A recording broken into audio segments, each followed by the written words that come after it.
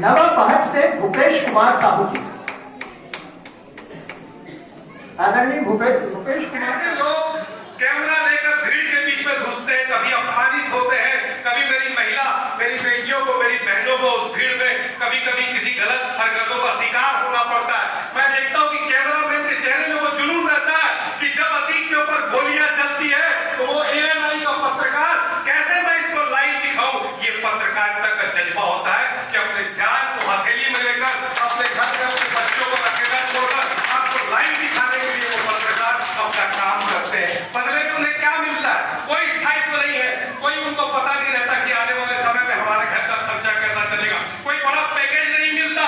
और जब वो किसी सत्ताधारी दल के खिलाफ लिखते हैं तो पता चलता है कि उनके मालिकों के ऊपर दबाव डालकर आपको नौकरी से निकलवा दिया गया। उसके बावजूद आप लोग जिस जज्बे के साथ समाज की सच्चाई, देश की सच्चाई जनता के सामने लाते हैं, आपके इस जज्बे को सलाम करता हूं और आपको सम्मानित करके हम अपने आप को सम्मानित महसूस करते हैं। तो साथियों, एक छोटी सी कहानी।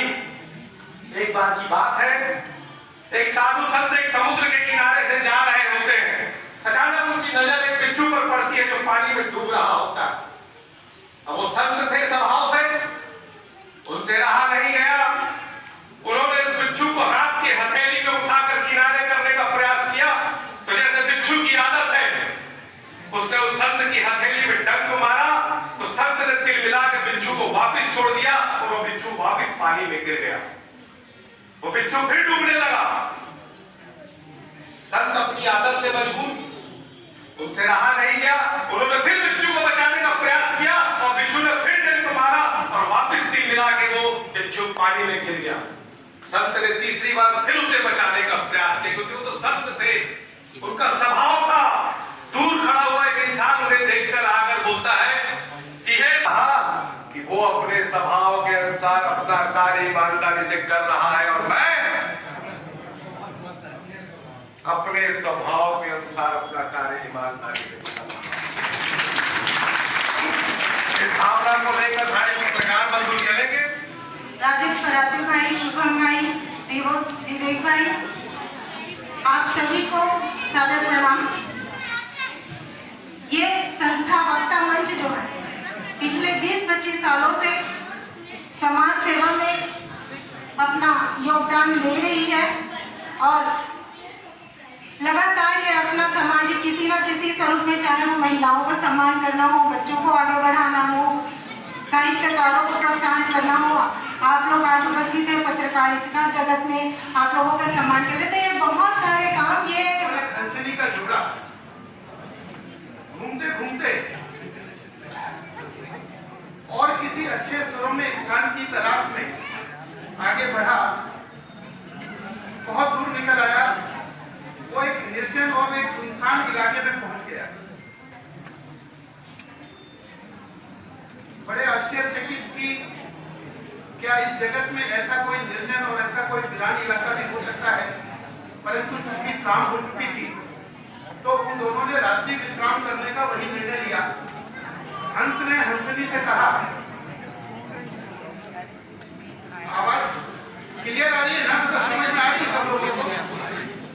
हंस ने हंसनी से कहा कि प्रिय हंसनी, आज तो बहुत शाम हो गई है, आज रात का विश्राम हम यहीं कर लेते हैं और कल किसी दूसरे सुरक्षित स्थान की ओर चलेंगे या फिर वापस हम हरिद्वार की ओर लौट चलेंगे। अब आपके समक्ष दीप प्रज्वलित होने जा रहा है। जोरदार तालियों से स्वागत करें। पीछे तक जो रेड कलर का टी शर्ट पहने हुए हैं भाई साहब, मोबाइल चलाना बंद करें, तालियां बजाएं जोर से।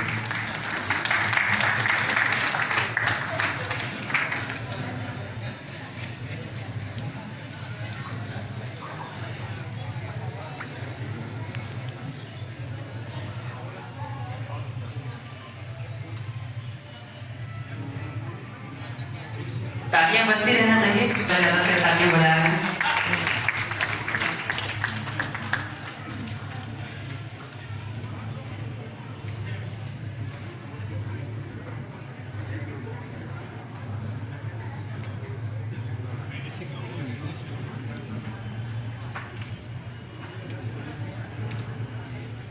आप लोग सब बैठ जाए अपनी अपनी जगह।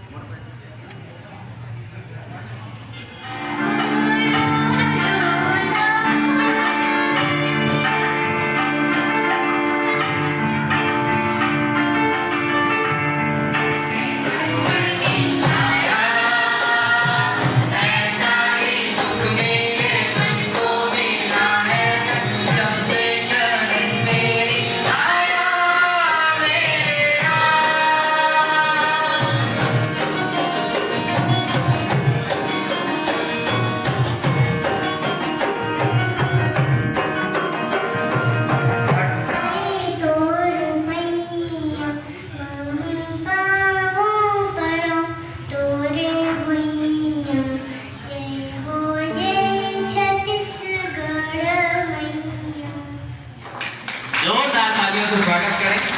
राजेश जैसे मैं थोड़ा सा अनधिकृत प्रवेश कर ले रहा हूँ मैं शुरुआत करता हूँ मैं आज मंच पर उपस्थित पछावा जी के सम्मान के साथ में उनका वक्ता मंच की पूरी टीम के साथ में वक्ता मंच की पूरी टीम के साथ ही पछावा जी का स्मृति चिन्ह के साथ में सम्मान कर